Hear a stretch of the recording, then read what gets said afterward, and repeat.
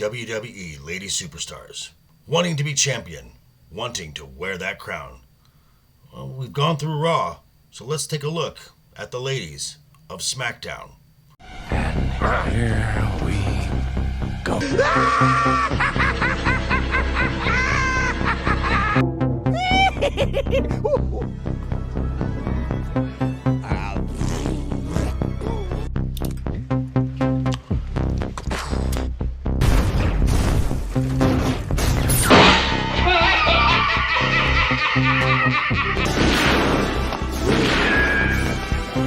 Is like gravity. All it takes is a little push.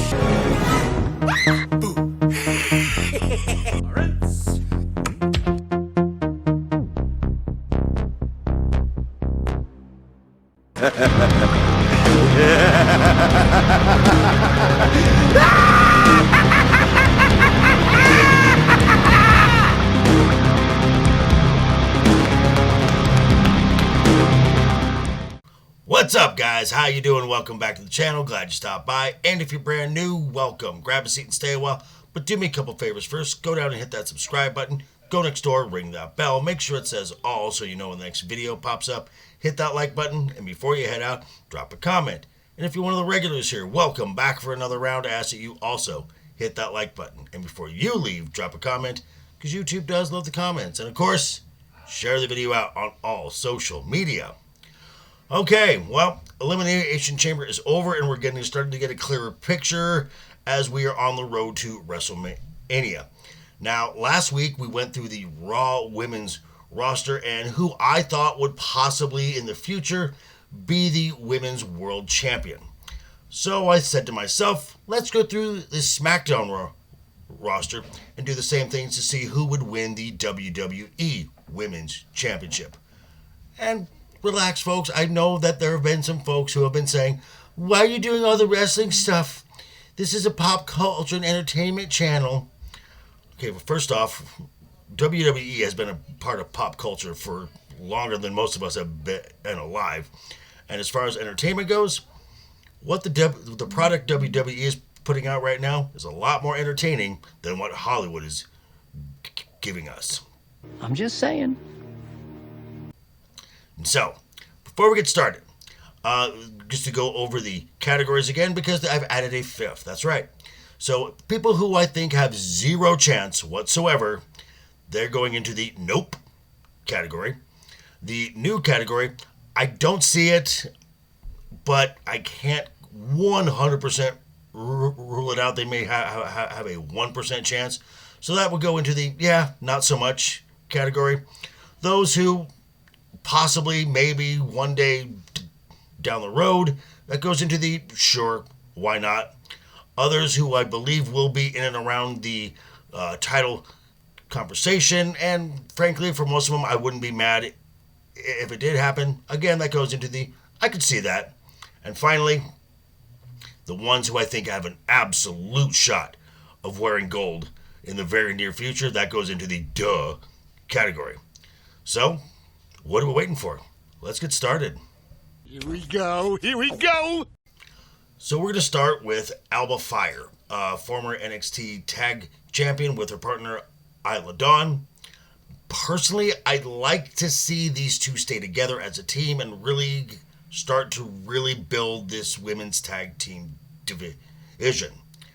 But if they have to split up of the two, I think Alba Fire has a lot more upside, so sure.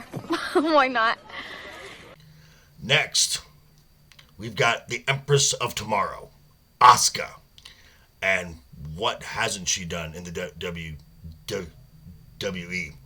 And like others I said from last week, I think that she will always be in the title picture for the foreseeable future. So, I could see that. Poor B-Fab. She went from a valet manager of Hit Row to a valet manager for Bobby Lashley and the Street Profits. So if this is going to be her current trajectory, Nope. Now, much like Asuka, Bayley, again, has done it all. But yet doesn't seem to get the attention that a Charlotte Flair or a Becky Lynch did. And so do I see another title reign from this year's Royal Rumble, the winner?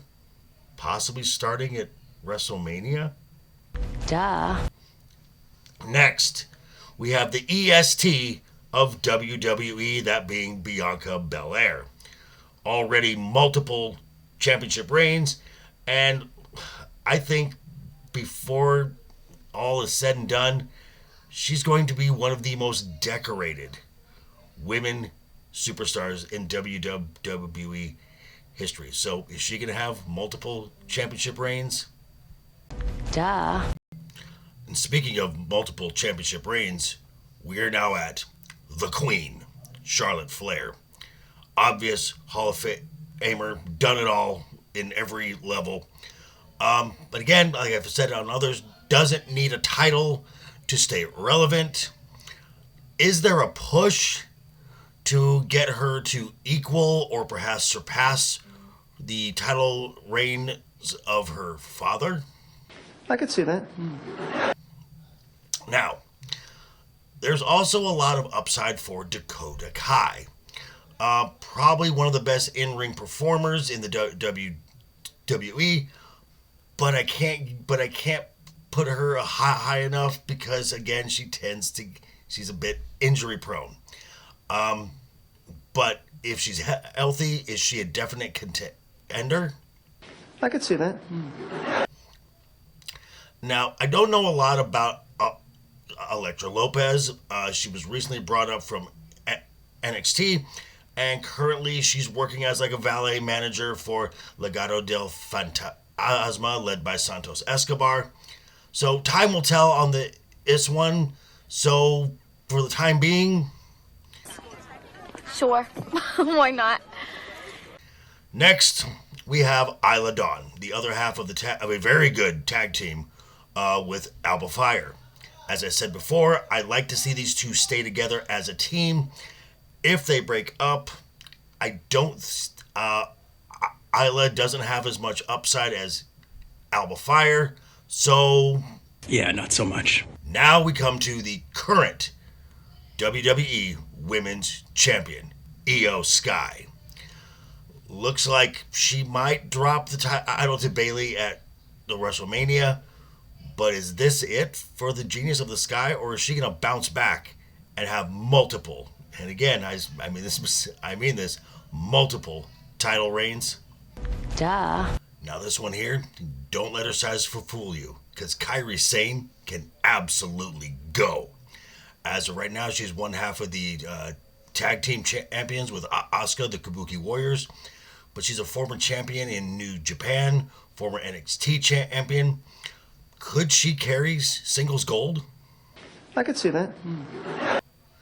Michin kind of gets lost in the shuffle on the roster. Been getting a lot more TV time of late. So could she break out and possibly make a championship run?